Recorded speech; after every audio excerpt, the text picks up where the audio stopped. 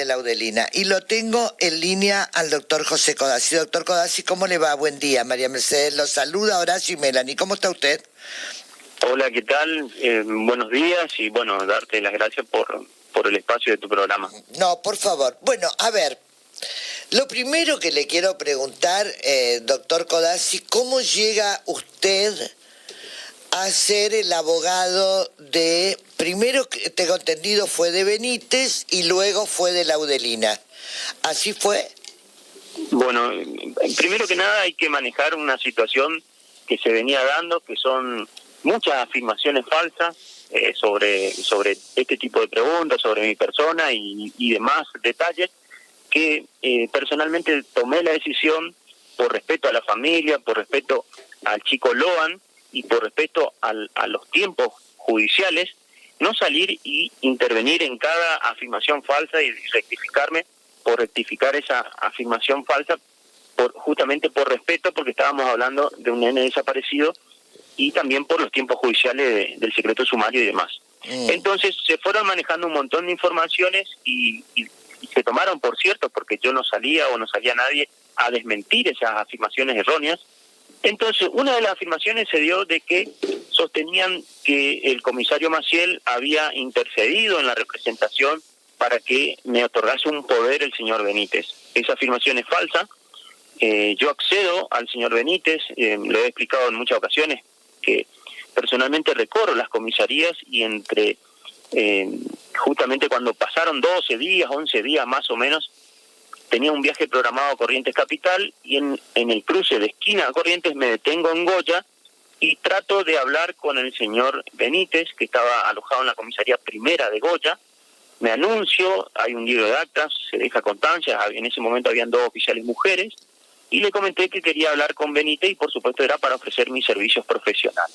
Así trabajo yo y así me vengo manejando en mi carrera como profesional especialista en el derecho penal.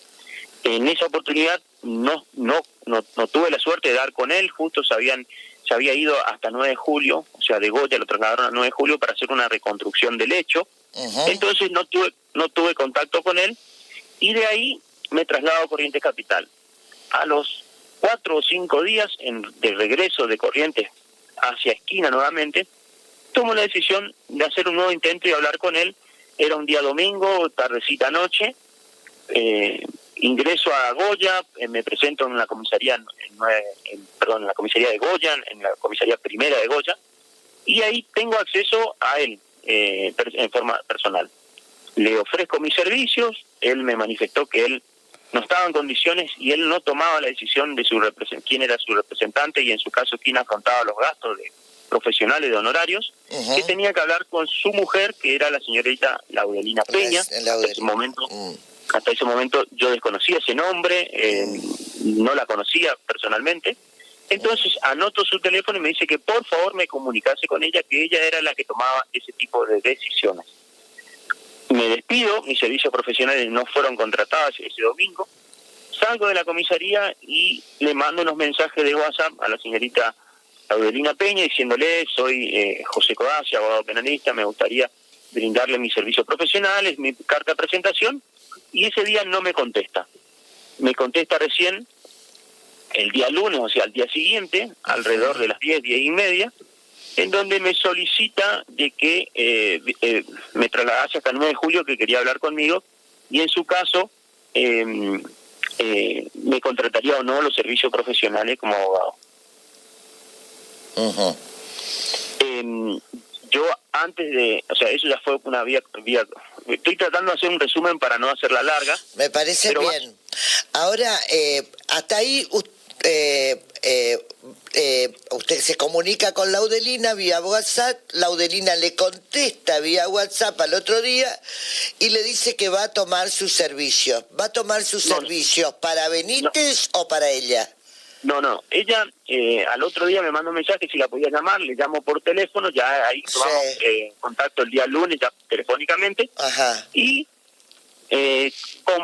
con buen tino me dice: mira, yo necesito que vengas en persona y me explique la situación y demás y que me ofrezca los servicios, pero en persona. Le comenté de que no había inconveniente, pero que yo tenía gastos, o sea, ya tenía un gasto de traslado, el tema de combustible y demás, y mi tiempo, porque yo estaba haciendo un viaje, si se quiere, de emergencia, no programado. Entonces me dice sí, que no me contrataba en ese momento, pero era muy probable que lo hiciera. Entonces, con esa casi certeza, si se quiere, tomé la decisión, agarré y le llamé a un periodista conocido, le digo, ¿me querés acompañar? Porque estaba muy solo yo. Entonces me acompaña, y de ahí llego por primera vez a 9 de julio,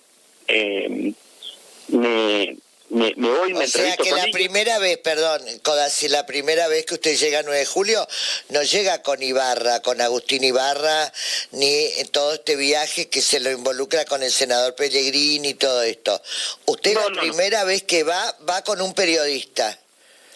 Sí, es un, o sea, no es periodista de locutor, sino que más bien es camarógrafo. Bien. Saca fotos y hace levantamiento. Pero no va ni con Agustín ni con Pellegrini en esta primera entrevista con Laudelina. No para nada. Sigamos. Por ahí me presento, hablo con ella en forma personal. Cuando ella decide tomar la representación, yo antes del viaje había hecho una impresión de 2 poderes, el poder de ella y el poder de él. Sí. Hasta ese momento ella no tenía ninguna imputación, ni ninguna citación, ni como testigo, ni como... No estaba ni siquiera sindicada de haber cometido ningún tipo de ilícito penal. Sí. Pero por una cuestión yo profesional, yo ya me cubro la espalda para que el día de mañana, si se quiere, o sea, me cubra con respecto al posible cobro honorario de que hubo una gestión, de que hubo un movimiento por parte de este profesional. Entonces, le pido a mi colaborador que me filmase, me saque una foto para darle una certeza, una cierta certificación, autenticidad, porque en el derecho penal siempre que una persona firma en las comisarías, por lo menos yo le hago hacer la certificación ahí en la comisaría, que es gratuita, pero te da certeza de que esa persona firmó. Entonces, como no tenía la posibilidad en ese momento, porque estábamos en el lugar de los hechos, ella estaba en ese lugar, entonces le pido que nos filme y nos saque una foto. Termino de hablar con ella, me dice que quería que le contrate, quería contratarme por los servicios profesionales de su pareja, que era el señor Benítez, hacía más de 15 años. Ella entendió la situación que estaba envuelta, es una persona en extremo, es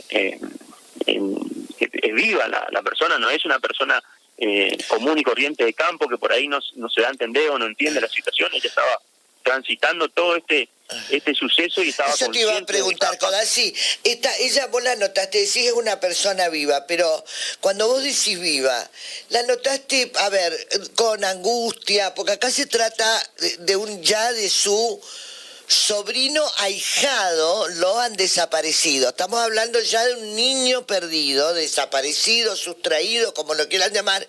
¿Ves angustia? ¿Ves un rasgo de preocupación? ¿Ves dolor?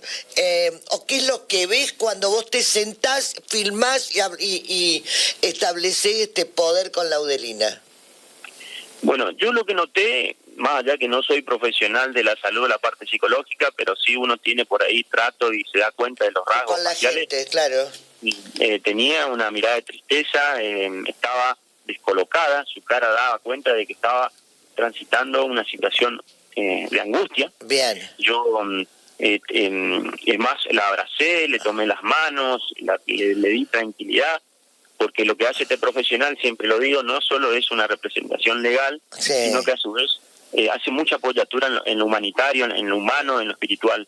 Entonces, le di mi fuerza, le dije unas palabras de aliento y automáticamente empecé a recorrer la zona para tomar ya conocimiento personal propio de las distancias, hacer una tarea investigativa como todo abogado penalista.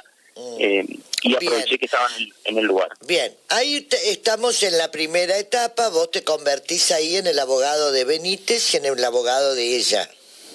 Perdón, ahí me convierto en ella y ella le dice, habla con mi esposo, decirle que yo autoricé y mostrarle que yo te firmé el poder para que él quedase tranquilo. Perfecto. Entonces, ahí vos te vas y hablás con Benítez.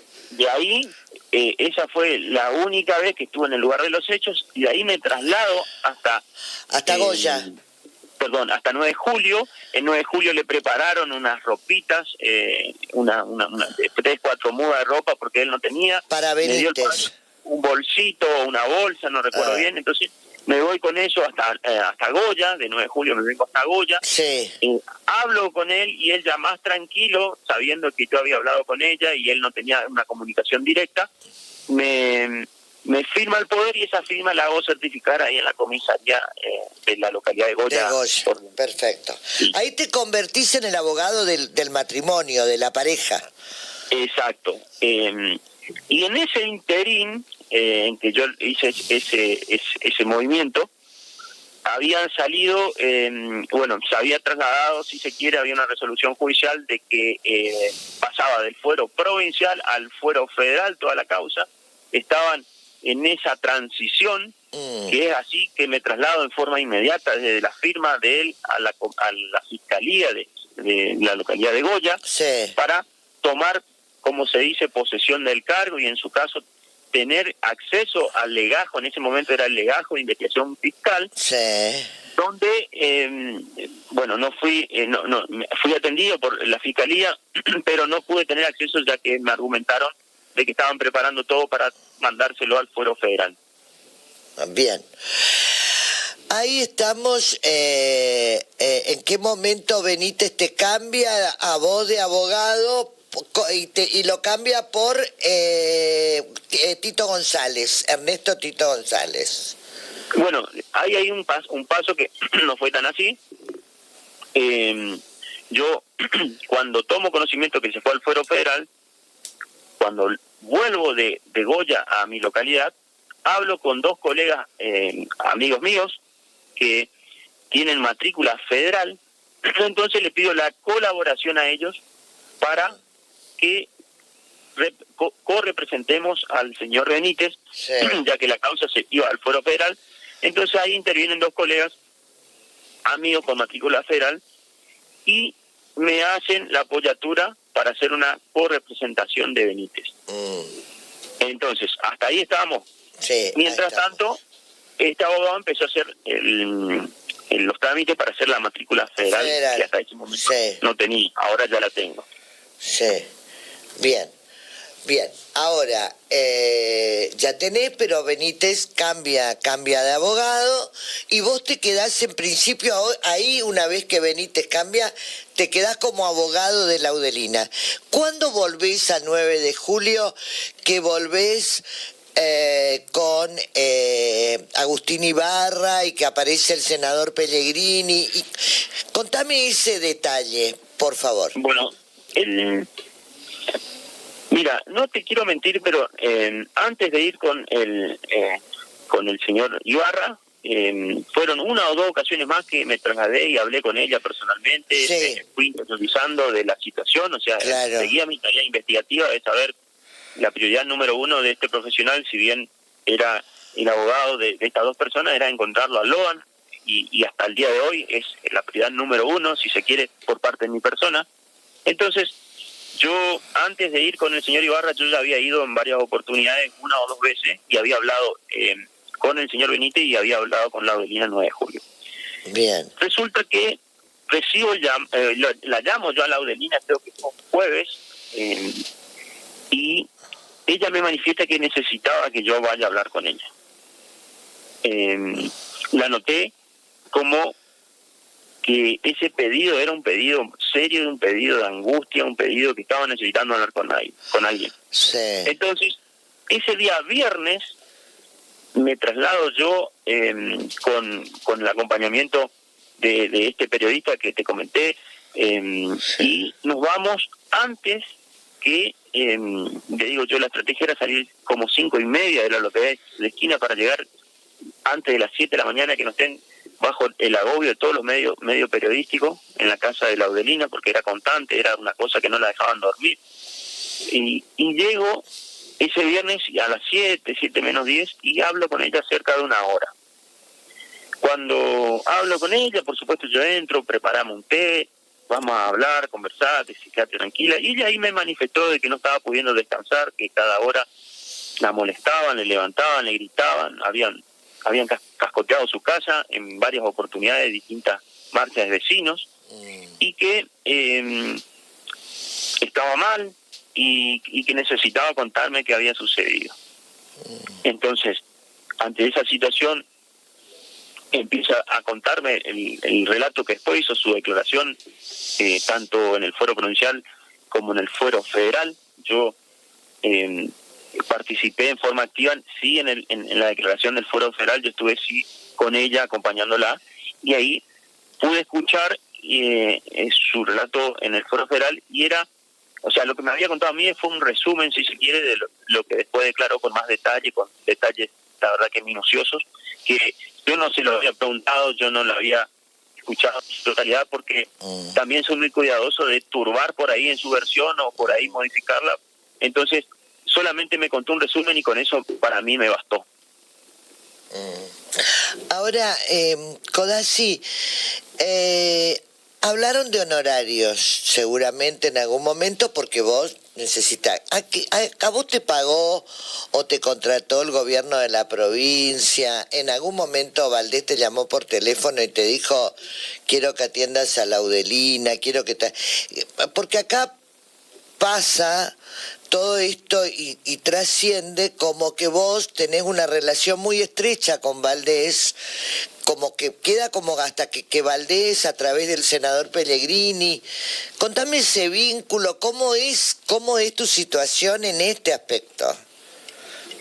Bueno, yo por ahí lo que quiero que se entienda es que, te lo niego ya, te digo que no existió eso, que no tengo ningún tipo de relación con Gustavo Valdés. Hicieron un sinnúmero de afirmaciones, todas erróneas, falsas. Lo primero que me vino a la mente es, si una persona como el gobernador contratase a un profesional, no va a contratar los servicios de un abogado sin matrícula federal, como una cuestión básica. O sea, es muy tonto pensar eso. Otra cuestión es con la inexperiencia, si se quiere. O sea, yo tengo que ser humilde en reconocerlo. Yo es mi primer gran caso, si se quiere, a nivel provincial. Entonces, yo no creo que una persona como el doctor Valdés contrate unos servicios de un profesional poco experimentado, una persona que ni siquiera tenía matrícula para poder ejercer la profesión a nivel federal. O sea, me parece un poco descabellado esa afirmación que se fue retroalimentando, y yo fui, por supuesto, analizándolo yo en mi fuero interno, que se armó como una rivalidad, si se quiere, política, que yo estoy ajeno a eso. O sea, mi tarea es profesional, yo no pertenezco al mundo político, yo nunca fui candidato a nada. ¿Y por qué crees que te atacan a vos, por ejemplo, y no atacan a Burlando, que también vino a querer ser abogado querellante de la familia de Loan? ¿Por qué crees que este ataque llega así tan masivamente hacia tu persona y no hacia, por ejemplo, hacia el abogado mediático Burlando? Yo hace poco, o sea, no sé, cerca de un mes, leí de un libro que habla sobre la cadena de custodia de los elementos de prueba, y hay una afirmación que comienza el libro, en uno de los capítulos dice que generalmente se termina atacando al eslabón más débil, porque es en ese eslabón donde se termina rompiendo la cadena. Seguramente... ¿Vos me estás hablando de que acá se pudo haber roto una cadena? No, ahí te termino mi afirmación. Seguramente vieron en mi persona una persona débil, una persona sin experiencia, sin matrícula, una persona que no tenía por ahí la experiencia suficiente para afrontar ese tipo de casos. Entonces me atacaron de distintos lados, y entre eso el mismo doctor Burlando me ninguneaba, me decía, ¿qué puede salir de un profesional que ni siquiera tiene matrícula? Y yo la verdad que soy muy respetuoso con los colegas, y él tampoco tiene matrícula provincial. O sea, y la gente malinterpretaba, la señora que estaba en su casa dice, pero el doctor Codazzi no tiene título, decían, malinterpretaban lo que era una matriculación. Entonces, él fue por ahí muy duro hacia mi persona, y yo la verdad que lo único que mis intenciones siempre fueron buenas, siempre fueron tener como prioridad encontrar a Loan, y en su caso tomar este caso, porque para todos los abogados que están escuchando en este momento tu programa, para que sepan, todos que se dedica al derecho penal, la verdad que es un caso muy atrapante, un caso que te da mucha experiencia en cuanto hay un montón de pruebas, hay un montón de declaraciones y se aprende muchísimo. Es como una maestría, un doctorado en cuanto al derecho penal. Entonces, yo lo vi por ese lado, intenté cubrir mis gastos, porque era lo que se habló en un principio con la señora Laudelina, con el señor Benítez, con el suegro de Benítez, con el papá de Benítez, diría. El padre de Benítez era el que te iba a pagar a vos. En realidad la que me iba a pagar era, por supuesto, la señora Laudelina. Ella era la que administraba las finanzas, la parte económica y la parte de las decisiones, y en su caso el padre, el suegro de ella, que era iba a colaborar en el pago para tus honorarios. Sí, bien. Más que nada con los gastos que eran de combustible y demás. Claro. Doctor, ¿cómo le va? Horacio Ramírez Verdaguer es mi nombre. Quiero ir al punto de lo que usted considera prioritario, y me parece que en líneas generales todos, que es la búsqueda del chico, ¿no? Dejando de lado otras cuestiones que se dieron en el medio, pero ayer usted en un medio reveló datos que fueron resonantes, apuntó directamente a Callaba y a Pérez, sobre Callaba y Pérez, y específicamente habló de buscar en una laguna. Eso fue... Te fuiste muy lejos ya. Te fuiste muy lejos de la entrevista, me parece, porque hay gente que no vio la entrevista de ayer. Bueno, lo puede explicar el doctor, por eso lo abro. Le voy a hacer una introducción y sí, no hay problema, vamos a llegar a ese punto. La primera introducción que quiero hacer es, a las personas que están escuchando, es que este abogado no quiere imponer una verdad. No porque yo lo diga tiene que ser cierto y es lo que sucedió. Es solamente, y con mucha humildad lo digo y lo repito constantemente, es una hipótesis más de las 7, 8 o 9 hipótesis que se manejan en el caso. Bien. ¿Sí? Bien. Entonces, vuelvo a repetir, disculpa porque sí. Yo la verdad que me siento muy mal cuando después vuelven los periodistas a mencionar y dice como que yo quise desviar una investigación o yo quise imponer una verdad. No. Esto es sencillo, es una hipótesis más de las 7 o 8 que está bien, es una hipótesis, pero es lo que le dice a usted Laudelina. Usted tiene esta hipótesis que ayer la aclara, pero estas son declaraciones. Esto es lo que dice Laudelina. Le cuenta primero a usted, después cuenta ante el fiscal Gustavo Rubinó. Pero vamos de vuelta. O sea, yo hago esa pequeña introducción para qué. Porque está la persona que abona la teoría del encapuchado y tiene su fundamentación.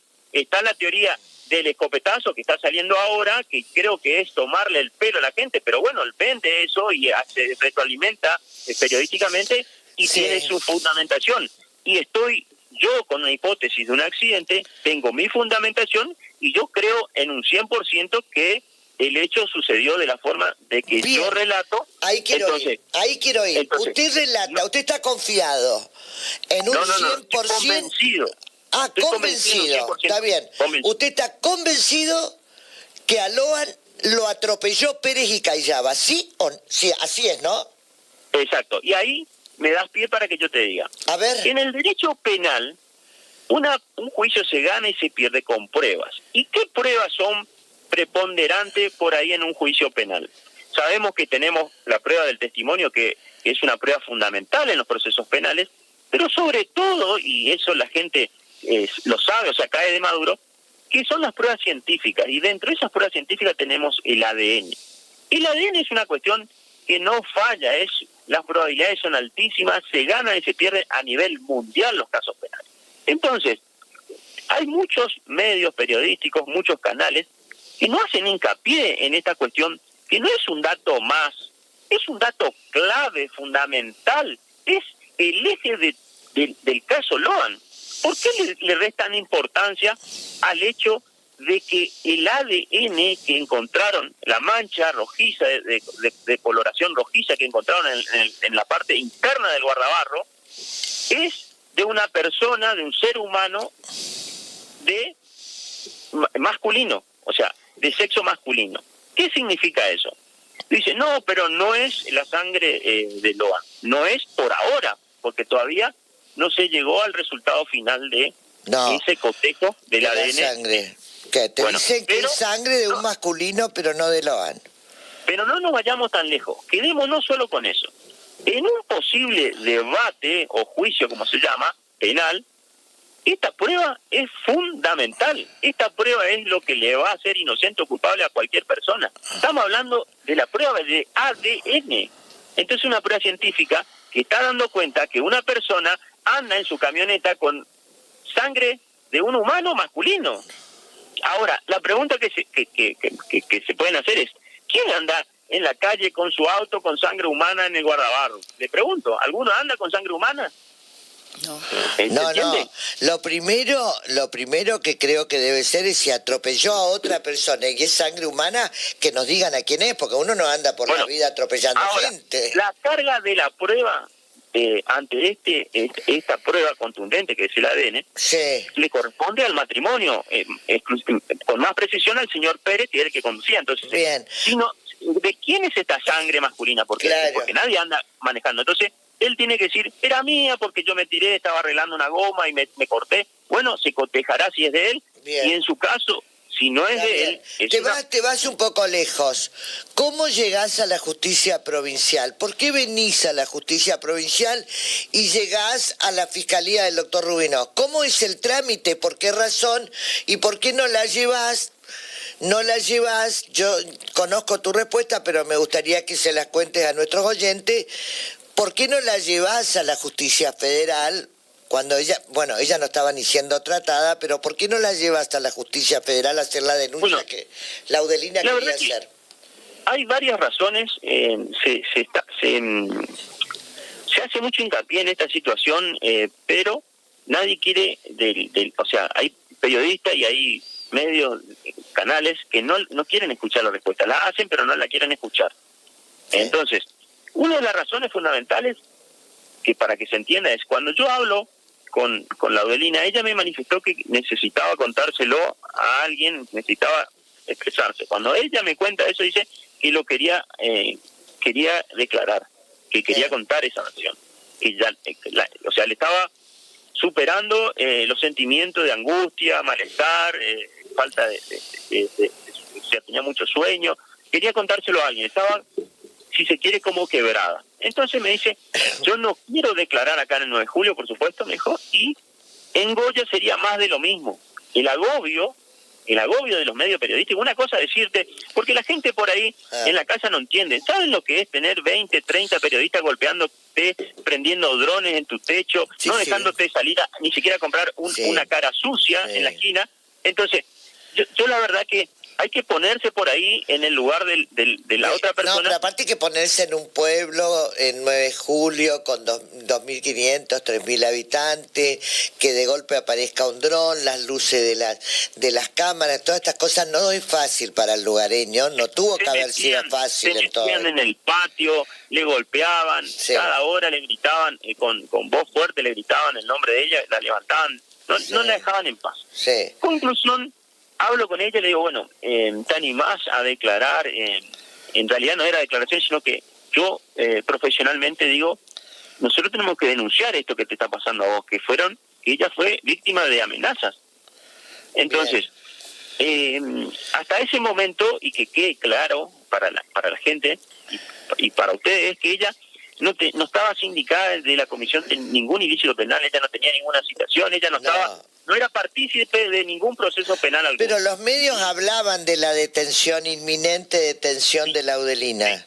Los banners la acosaban 2 semanas, la estuvieron acosando, que era inminente detención. Hasta ese momento no se había allanado su casa, hasta ese momento no había sido citada para declarar como testigo, hasta ese momento no le secuestraron los teléfonos. Era una persona común y corriente de que no tenía ninguna persecución, no tenía ninguna notificación legal, ¿sí? Entonces, yo le digo, bueno, mira, la posibilidad que hay y que nosotros vayamos a Goya y vos puedas ahí radicar tu denuncia. Y me dice, que sabía que o sea, los medios estaban apostados en 9 de julio y en Goya. Entonces, digo, bueno, yo te llevo a Corrientes, vamos, declaras, o sea, denunciamos y venimos. Le pareció acertada, lo hablamos en persona, le pareció buena idea en ese momento, a mí me pareció buena idea y hasta ahora la sostengo. Entonces, lo primero que se manejaba era ¿por qué no declaró en el fuero federal? Y bueno, la primera respuesta es, este abogado no contaba en ese momento con matrícula federal, entonces la verdad que descarté por completo el fuero federal. Lo segundo que le puedo decir es que ella no había sido notificada de ningún tipo de delito. No, claro, sí. Ella no era partícipe de ningún proceso al fuero federal, y lo que nosotros estábamos haciendo no era una declaración testimonial, era una denuncia penal que corresponde al fuero provincial. Es una amenaza que fue proferida por el matrimonio y más específicamente por la señora Callaba hacia su persona y hacia su familia. Ahora te pregunto, Codazzi, Pérez y Callaba en ese momento ya estaban detenidos, ¿verdad? Sí, estaban detenidos. Ya estaban detenidos. ¿Y aún así la seguían amenazando? No. Vamos a ser conteste con eso porque no. El temor que ella tenía, a ella se le preguntó en el fuero provincial y después en el fuero federal, y ella manifestaba que seguía con mucho miedo hacia su vida y hacia sus hijos. Entiendo. Entonces, no hace falta que una persona le esté llamando cada 10 minutos, cada hora, todos los días. Con la amenaza que le profirió en el lugar de los hechos y demás, para esta persona fue suficiente para configurar el delito de amenaza. Sí. Bien. Declara acá ante el fiscal Rubinó, ya está todo claro con respecto a ese aspecto. Rubinó ya habló con nosotros en el momento que tuvo que hablar. Y ahí Rubinó, la justicia provincial, manda la afirmación a la justicia federal. Laudelina, ¿cuándo declara la justicia federal? ¿Declara lo mismo que declara la justicia provincial, Codazzi? Bueno, yo quiero ser lo más franco, lo más sincero posible. En el fuero provincial, cuando fuimos a hacer la denuncia penal, no me dejaron participar en su caso, o sea, yo no participé de la denuncia. ¿Pero escuchaste? La verdad, no. No pudiste escuchar. Por eso hago yo esta afirmación. Yo estuve afuera del cuarto, se escuchaba muy, así como, la verdad que no se podía distinguir lo que hablaban, se escuchaba que estaban haciendo, y la verdad que con muy buen tino, la verdad que ahora a la distancia, lo puedo decir, es que hicieron una denuncia audiofilmada. ¿Para qué? Para evitar justamente lo que después algunos periodistas no quieren entender, que las denuncias generalmente se toman por escrito. Entonces uno redacta la denuncia, va, firma el denunciante y de ahí queda. Entonces le armaron la denuncia. Bueno, en este caso no pueden decir eso, y es lo que por ahí hay algunos periodistas que se retuercen y se dan vuelta y no pueden entender y le buscan la vuelta. Y bueno, fue una denuncia libre, voluntaria, audiofilmada, se la ve a ella declarando sin ningún tipo de injerencia por parte de su abogado y de ninguna otra persona. Entonces, ¿cómo yo tomo conocimiento después de esta entrevista, de esta denuncia? A través de los medios publicitarios, que no sé cómo consiguieron el video y lo iban a publicar. Yo ni sabía lo que declaró, ni tampoco le pregunté nunca más lo que había declarado. Ahora, cuando nos la citan para declarar en el fuero federal, yo participo ahí sí en forma activa. Había ese mismo día que ella declara, me habían hecho hacer la jura y tenía matrícula federal. Entonces yo me siento ya al principio de la declaración uno se sienta al lado para que le toman los datos, le leen todo lo que las pruebas que hay en su contra, de que las estaban sindicando judicialmente. Y cuando llega el momento que ella declara, este profesional, no con ella, sino con todos, se sienta alrededor de 1 metro, 1,5 metros atrás de ella. ¿Para qué?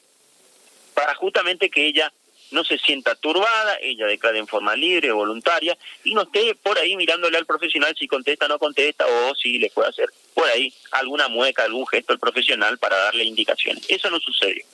¿Se entiende?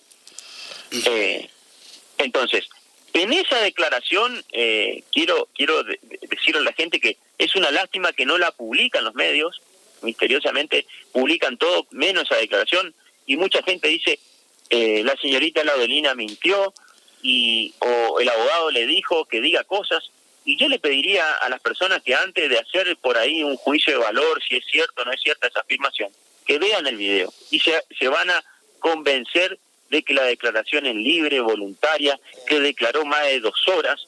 Yo le digo a mis conocidos que solamente una persona que ve el video se puede dar cuenta que el relato es real, es cierto. Sabía detalles del suceso que solamente una persona que estuvo ahí puede saber. A ver, Codazzi, vamos al hecho. Laudelina declara que al nene lo atropella Pérez y Cayaba. Vos creo que hablás de un Pérez borracho o alcoholizado, con exceso de alcohol. Dame el detalle ese de Pérez y Cayaba atropellando. Pérez hasta ahí no se hablaba de un Pérez alcoholizado, de un Carlos Pérez alcoholizado. Se hablaba de una botella de vino. En la foto de la mesa ya se ven 2. Con el tema del alcohol, quiero por ahí hacer estas afirmaciones que muchos periodistas también, o sea, muchas versiones, muchos trascendidos, hablaban de que solo hubo una petaca. Una botella, exacto. No, pero disculpa, que había solo una petaca de whisky o algo así, que con eso no se podían haber alcoholizado. Después habló que había una botella, después habló que había 2 botellas, igual. Conclusión, yo le pregunto a mi clienta y le digo, escúchame, se está hablando de que vos me decís que la persona está alcoholizada, él y el papá de Loan, pero con un vino no se pudieron haber alcoholizado. Y ella me dice, en la foto hay 2 en la mesa, y a su vez tenía una conservadora que en el interior de la conservadora estaba llena de botellas. Eso fue lo que me relató ella. Bien, ¿sí? Bien. Ahora, yo cuando ayer hice la entrevista le digo, a nivel nacional, le digo, mira, yo noté algo de que, y es una nota de color, si se quiere, que el vaso del señor Pérez está al tope. Entonces, está tomando vino, tenían las 2 botellas, estaban enteras, si se dan cuenta, una estaba con el corcho nada más, estaba entera, completa, y la otra estaba semillena o llena también. Quiere decir que tenía en la conservadora más vino y que ¿quién se sirve al ras? Y le dije, en Corriente es la persona que está con sed. ¿Qué significa? ¿Qué toma? Toma mucho. El que toma, el que chupa. Estaba con sed, hombre. Entonces, no vengamos con que no tomó una copita de vino, no se tomaron una petaca sola, que se tomaron un vinito para acompañar el almuerzo. Eso es falso. Bien. ¿Se entiende? Ahora, volviendo al tema, vos hablas de que Laudelina obviamente te cuenta como tu clienta que atropella al nene, que Carlos Pérez está alcoholizado, que luego lo alza al nene en la cúpula de la camioneta Carlos Pérez. ¿Y ahí cómo sigue la historia, doctor? Bueno, eso lo que vos estás narrando es lo que ella declaró en el Fuero Federal. Así es. Le hacen preguntas precisas, le decían si notó si el chico seguía con vida o sin vida. Ella no podía arrojar ninguna afirmación que diga, no, sí estaba sin vida o con vida, porque la distancia no le permitía, pero sí notaba que los bracitos le colgaban y que como que no estaba consciente en ese momento, y lo cargan en la camioneta. De ahí se va este matrimonio hasta el pueblo de 9 de julio. Ella se baja y ahí es donde le profiere amenazas a ella, eso es lo que manifiesta. Entre esa amenaza también le dice que iban a llevarle al hospital y en su caso avisar a la policía de lo que había sucedido. Ella parece que le cree, o sea, era lo lógico. Entonces se van, y cuando regresan se da la situación que también ella relata, que recibe 2 llamados en el interín. Eso está todo registrado, eso está en el expediente. Para eso, yo como profesional nunca tuve acceso completo al expediente. Entonces, esos llamados, yo la verdad que me sorprendí. O sea, ella daba, el relato fue muy minucioso y fue dando cuenta del minuto, de dónde estaba en ese momento parada. O sea, coincidió con la geolocalización de los teléfonos, la cantidad de minutos de las llamadas, quién llamó, quién recibió el llamado y demás. Y dio cuenta de que provocaron un encuentro en la escuela abandonada, que hace llamar La Tapera. Y en esa oportunidad es ella que le vuelve a proferir amenazas y le da el botín del Loan, una zapatillita. Sí. Entonces, le preguntan a ella, o sea, también por eso digo que sería muy lindo que tengamos acceso, las personas en general, de ese día que declara, porque en ese momento estaba el fiscal Mariano Guzmán, estaba el fiscal Colombo, que la verdad que, y estaba la jueza, José Penso. Son mentes extraordinariamente inteligentes, la verdad que tenían el acceso pleno al expediente, a la información, a la evidencia, a las pruebas, y le hacían pregunta, conteste a toda la información que ellos tenían hasta ese momento. Bien. Y la señora Laudelina Peña fue conteste, no pensaba, contestaba automáticamente. Ahora, acá hay algo raro también, que es el tema de la enfermera. Vos en algún momento, me comentan acá, que vos en algún momento ayer hablaste de la enfermera, porque ahí aparece una camioneta lavada, ahí aparece ella llegando a las 11 y pico al hospital, estamos hablando de María Victoria Cayaba. ¿Qué rol cumple esa enfermera ahí? ¿Baja ella, no baja Carlos Pérez? Contame un poquitito.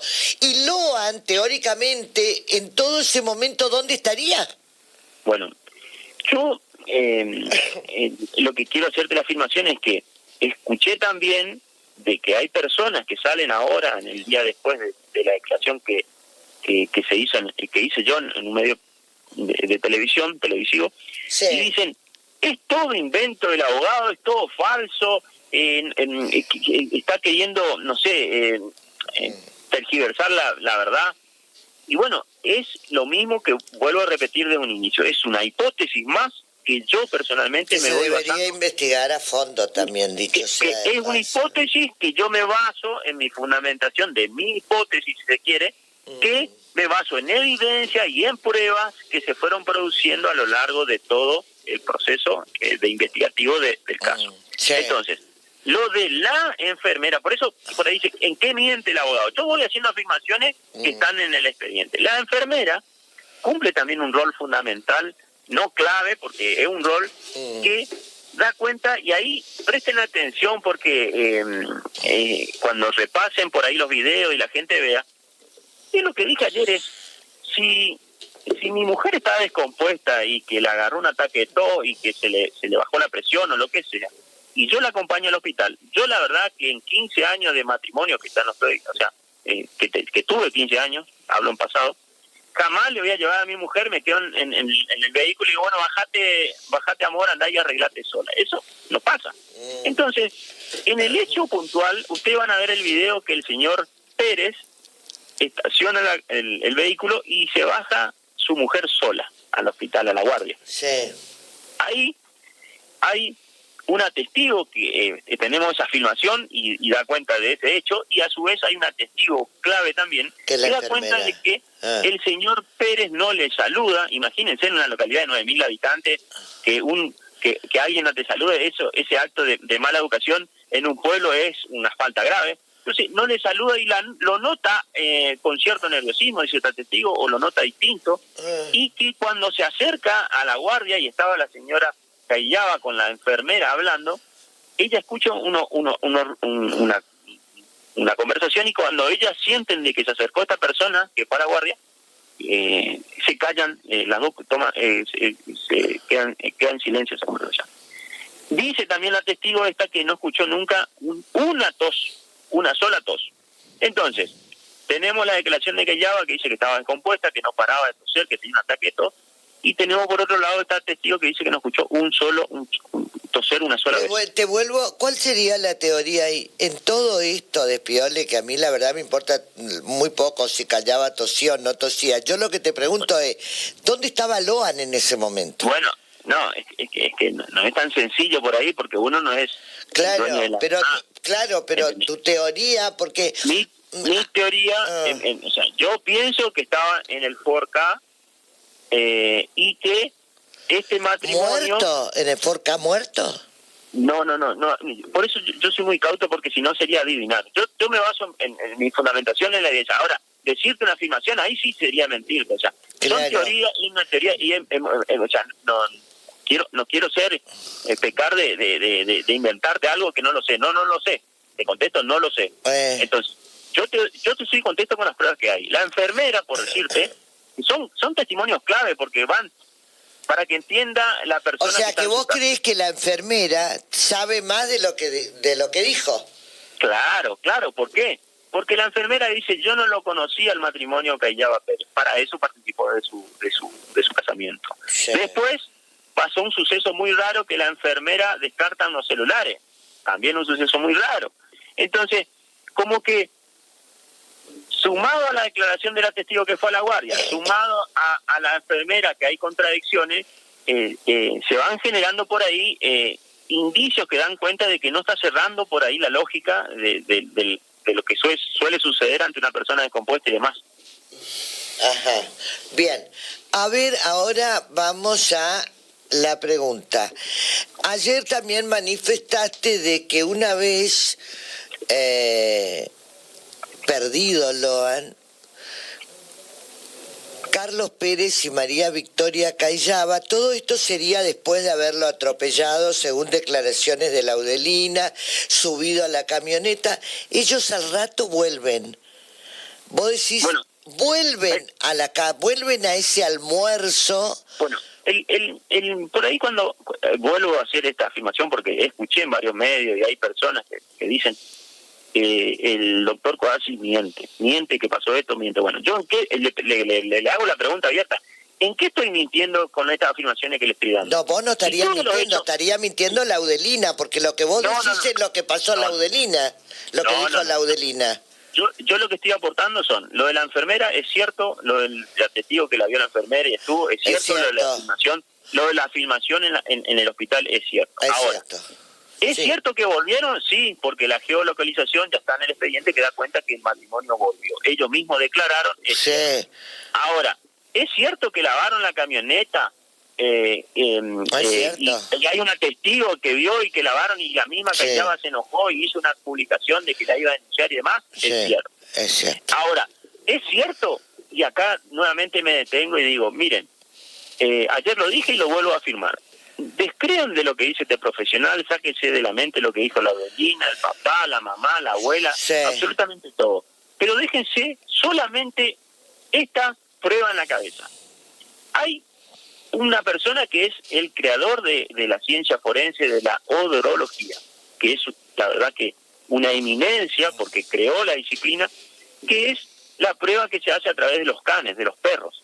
Entonces, tenemos esa prueba que son 4 perros que dan un porcentaje del 50% de olor a Loan en la camioneta y un 100% en el Ford Ka rojo. Así es. Entonces, no es un perro, no son 2, son 4. Y la persona que llevó adelante ese trabajo es Mario Rosillo. Esa persona, Mario Rosillo, es una eminencia, es el creador de la disciplina, resolvió cientos de casos, trabaja para la FBI. Entonces, hay que ser conteste con esto, porque si no, es todo muy tirado de los pelos y dice, el abogado mintió. No, explíquenme cómo puede ser que el auto Ford Ka rojo, que no participó del almuerzo, tenga olor a Loan. Vamos, está bien. Ahora te pregunto, vos decís que una vez atropellado Loan, cargado en la camioneta, Pérez y Cayaba, Pérez alcoholizadito, vuelve a la casa de la abuela Catalina y tienen una reunión.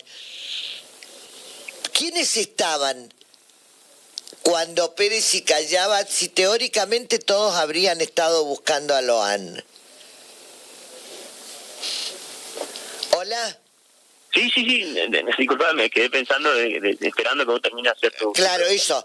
¿Quiénes estaban ahí cuando Pérez y Cayaba vuelven? Sí. Esto es una cuestión ya personal. Según lo que yo tengo entendido, o sea, de la investigación que fui realizando, es que existió una reunión. Entonces... ¿En carácter de qué, doctor? Bueno, no, por eso, o sea, hay que ser muy cauto porque por ahí ya tergiversan las versiones. Yo lo que tengo entendido a través de lo que fui investigando, que ahora ya no pertenezco a ningún tipo de investigación, de defensa, porque de defensa, claro, a la situación, es que ellos regresan y hubo hubo una reunión. ¿Quiénes estaban? No. Lo que yo te puedo decir que fue una reunión familiar. Ese es el tono o el término. Ahora, ¿qué se habló, qué no se habló, qué se dialogó? Está bien, pero por ejemplo, cuando vos hablas de la familia, hablas Laudelina, Camila, Macarena, Catalina y José. Ahí estaban y Millapi y Pérez, Millapi y Ramírez. Bueno, ahí es que ayer me hacen esa pregunta como vos me la estás haciendo.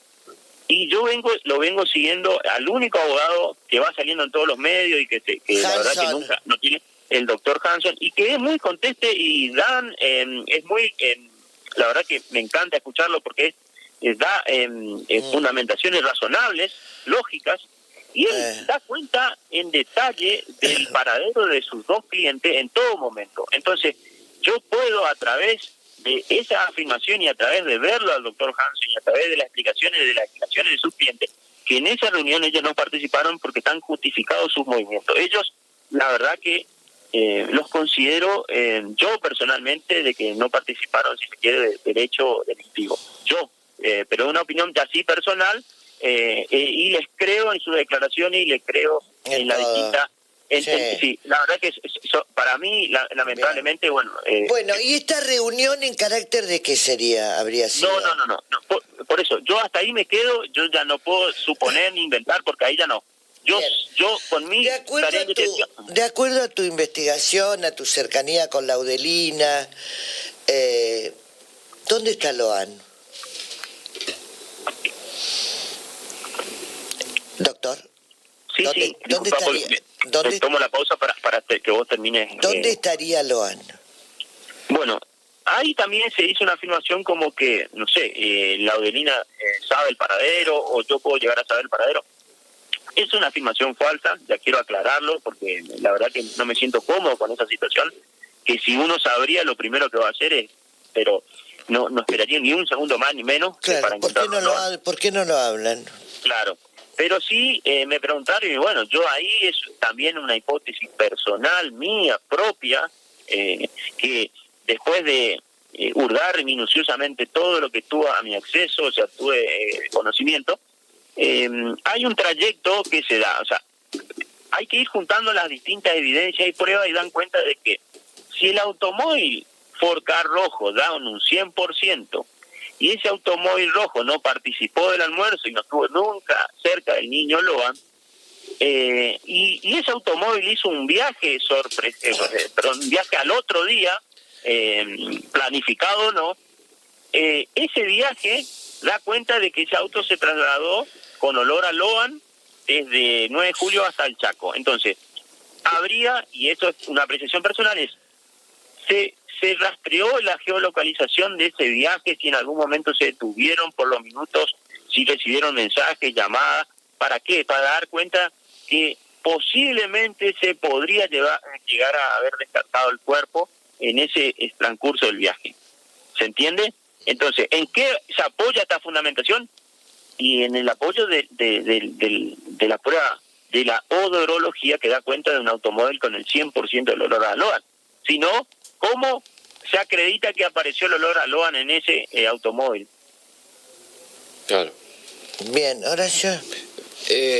Doctor, sin querer alterar el orden de la entrevista, quiero preguntarle esto digamos, en el orden informativo. Si es que mañana usted está citado a declarar.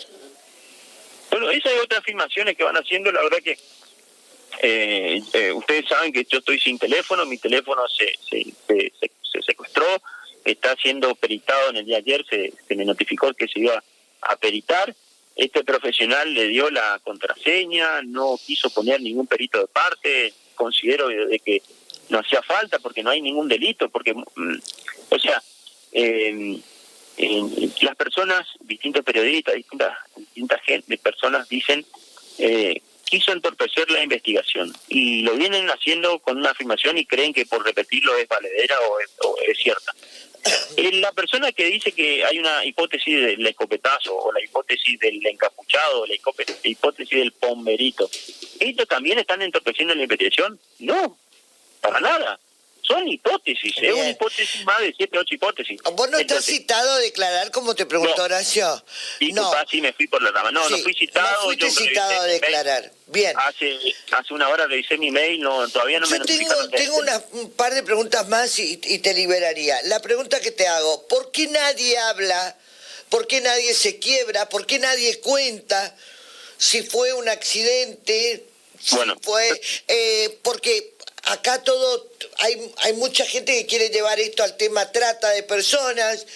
Trata sería, qué sé yo, menos años que de golpe una perpetua. Te pregunto, ¿por qué nadie se quiebra de toda esa cantidad de detenidos que hay ahí, incluyendo Miyapi y Ramírez? Bueno, yo te doy una explicación profesional a esa pregunta. Están en una situación de mucho confort, absolutamente todos los que están en este momento. ¿Eso vos me hablás de confort?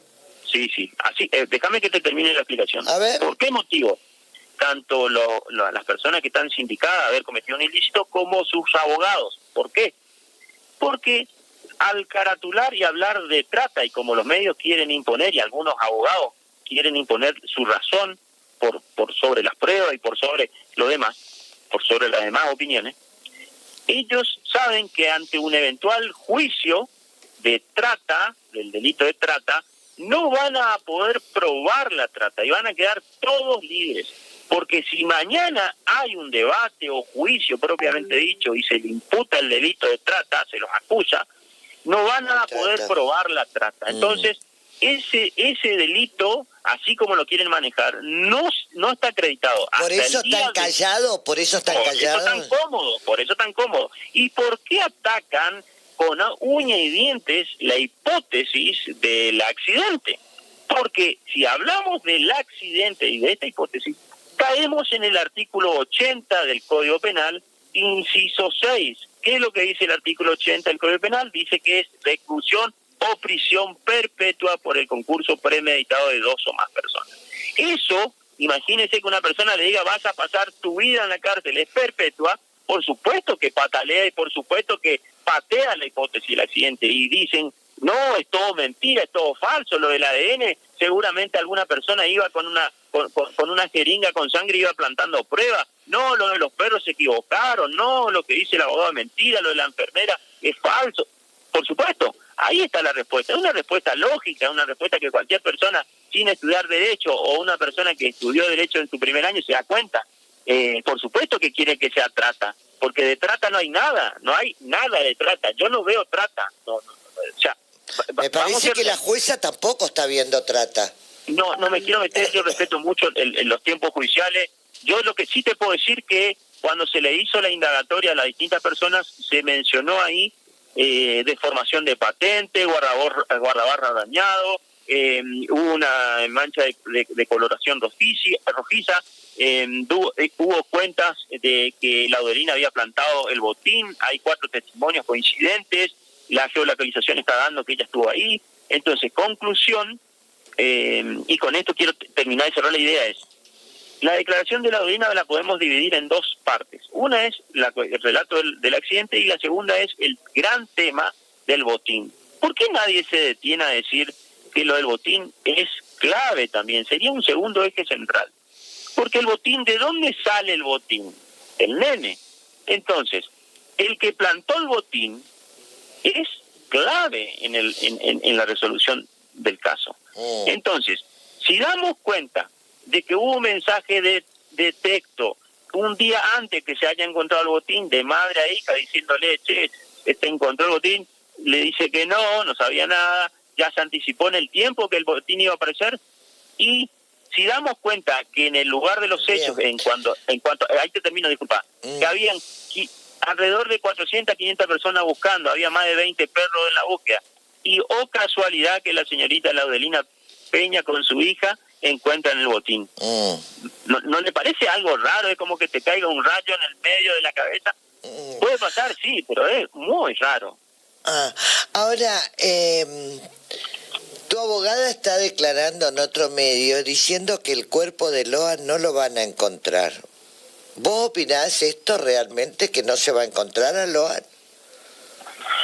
Mira, yo tengo, también hay que ser conteste con, hay que mirar las grabaciones y hay unos audios filtrados que se habían filtrado de WhatsApp del señor Pérez. Pérez no es cualquier persona. La verdad que a mí en un momento me asustó, así como lo digo.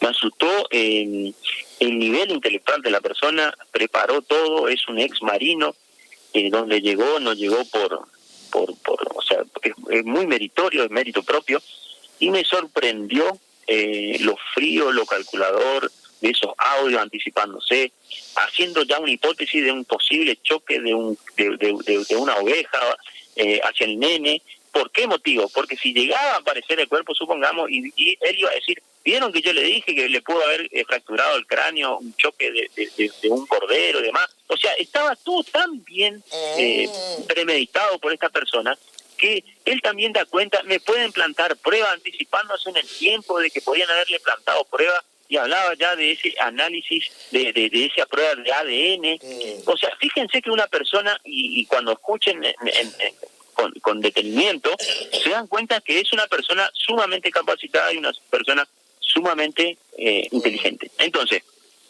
a un marino no le van a ver con una pala.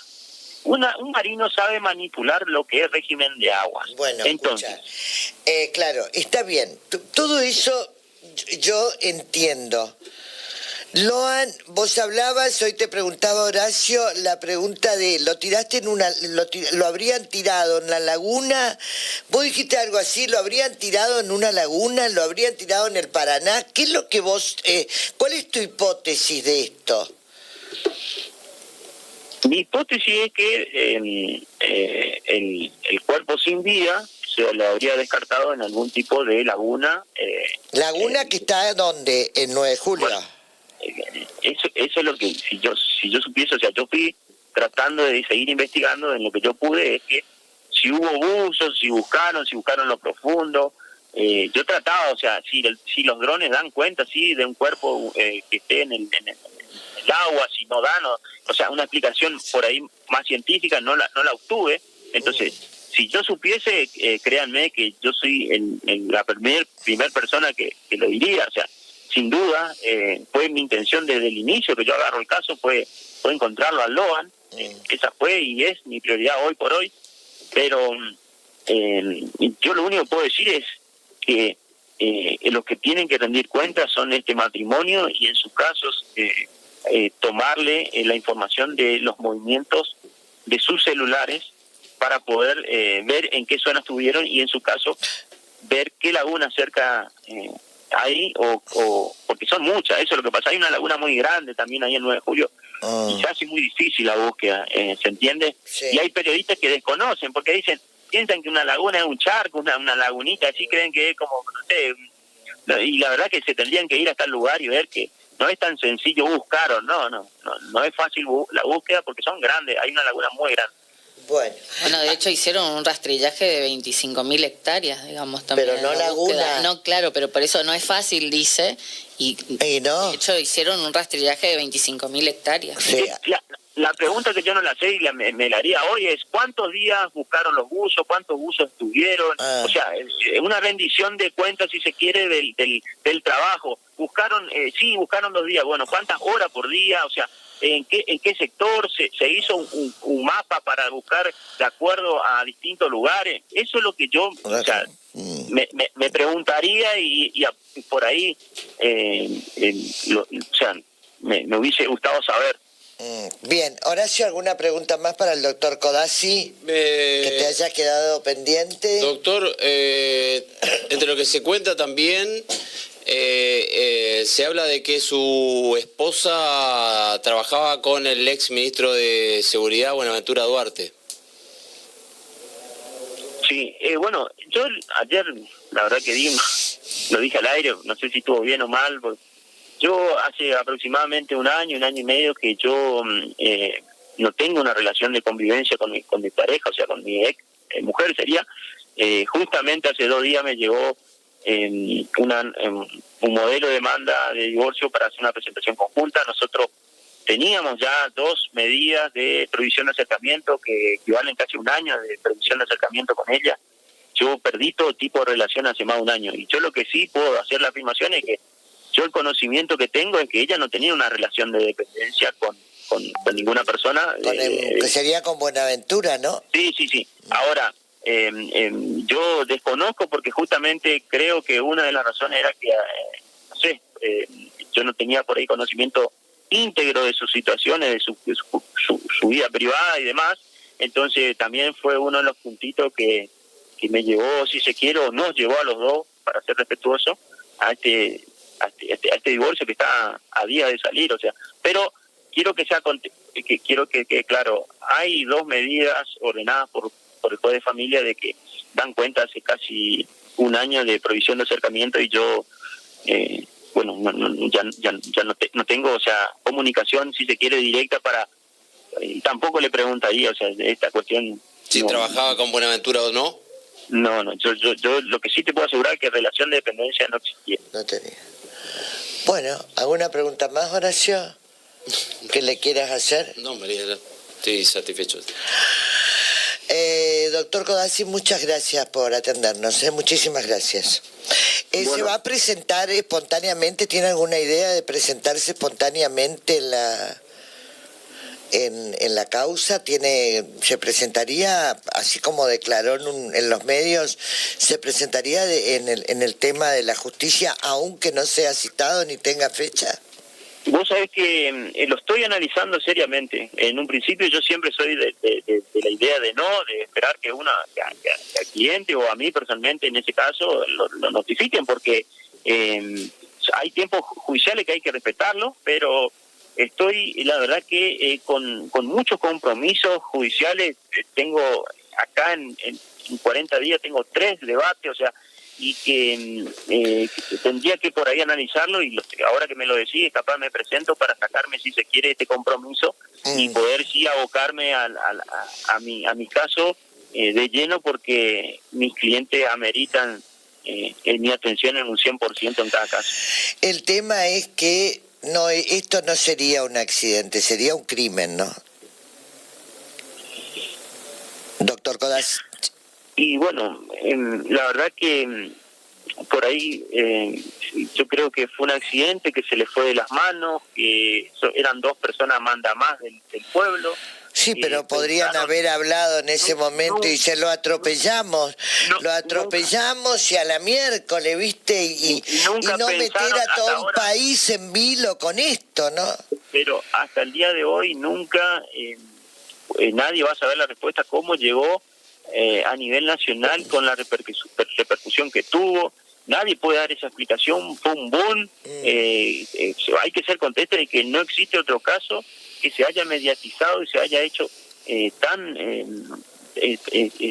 mediático. ¿Cómo que no? ¿Viste? Si hay un niñito de 5 años que desapareció en nuestra provincia, pero esto nos mata a todos. Ahora, yo digo, Laudelina también es una gran farsante, en el sentido de que después, cuando la trasladan a Seiza, allá la agarra la abogada Chiribini y te limpió a vos. Lastimosamente porque ella hizo lo que hizo bajo amenaza, y ella estaba colaborando con la investigación y hizo un cambio de ¿Vos nunca le sugeriste por qué no hablas de esto? ¿Por qué no decía a todo el mundo esta realidad? Porque después parece que en Ezeiza, ya con Chiribín, cambia la teoría, Laudelina. Y sí, ella en ese momento le pregunté, ¿por qué no lo contaste antes? Y eso se lo preguntaron en el Foro Federal. Y me sorprendió la respuesta, me dice, porque nunca antes me habían citado. Y nunca le habían preguntado. Nunca le habían, o sea, gracias por hacerme recordar. Yo la verdad que me dio un golpe en el alma de que nadie la aceptó y le preguntó. Y le dijo ella, miren, y fue sincera, el abogado anterior, que era de Benítez, no me contestó el llamado, y el único abogado que se acercó y habló conmigo y estuvo conmigo fue el abogado Codazzi, y tuve la confianza para decírselo a él. Entonces, fíjense la situación de que se dio, que como no tuvo citación, o porque nadie la sentó y les pidió explicación, ella no tuvo la posibilidad de contarle a nadie.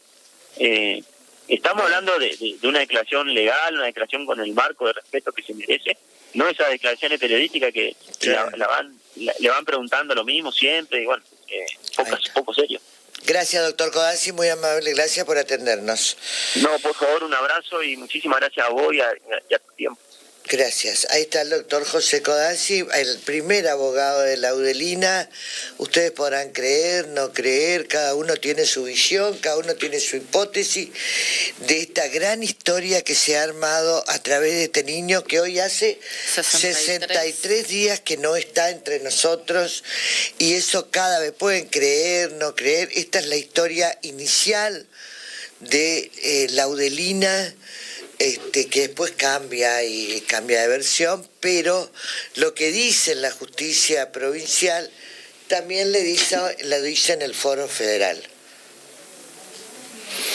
Así es, bueno, yo lo que tengo por información es que está citado a declarar mañana. Fue citado a declarar por la jueza Cristina Poserpenso.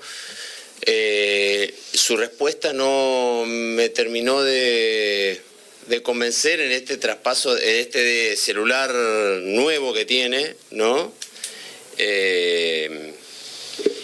Y me pareció que no estaba al tanto, pero está notificado. Para declarar. Así es. Hacemos una pausa.